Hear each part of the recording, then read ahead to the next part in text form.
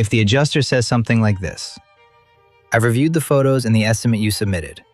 The wind damage to the shingles is clear, so that portion of the claim is moving forward. The decking you added to the supplement is what we're questioning. Usually, when wood gets soft like that, it points to rot or deterioration that's developed over time." Then say this: So the section we replaced was directly under the slope where those shingles lifted during the storm.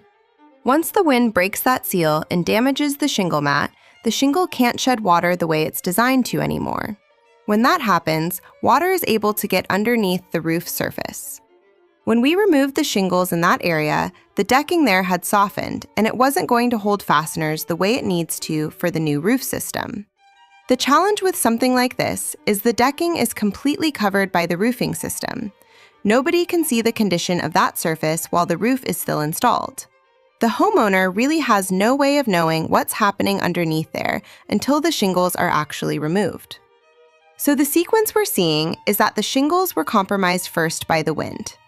Once that mat layer gets damaged, water can start working its way down into the decking, and over time, that's what softens the wood underneath.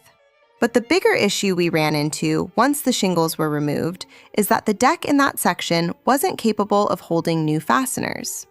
If we tried installing the new shingles over it the way it was, the nails wouldn't have proper holding capacity. And that's where the code and manufacturer requirements come in.